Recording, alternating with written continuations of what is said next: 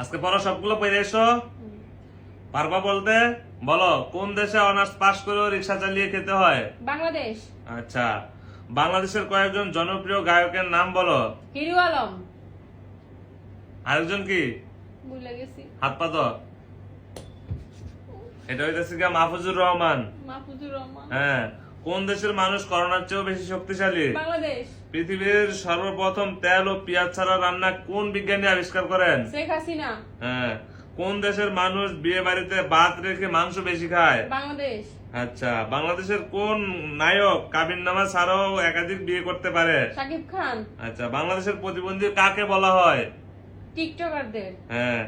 কোন দেশের আবহাওয়া দেখে কারেন্টের অবস্থান বোঝা যায়? বাংলাদেশ। গুড।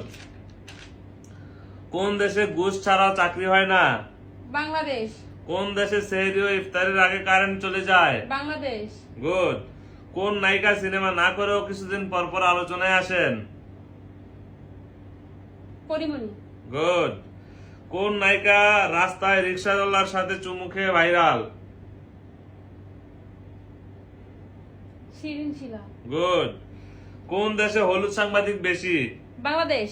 আচ্ছা, বাড়ি বাড়ি কারেন্ট ফেরি করে বিক্রি করে কে? মমতাজ। গুড। বাংলাদেশের কোন বাহিনী জনগণের একমাত্র বন্ধু? পুলিশ। গুড। বাংলাদেশের সবার হাতে হাতে মোবাইল ফোন কে দিয়েছে? শেখ হাসিনা। হ্যাঁ। পৃথিবীর কোন এয়ারপোর্টে সবচেয়ে বেশি দুর্নীতি হয়?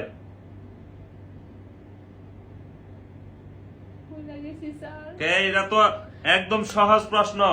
বাংলাদেশ। বাংলাদেশের। হ্যাঁ। মনে পড়ছে আমার আমার মাসুদ এটা ফেরত দিয়ে দেন। আচ্ছা,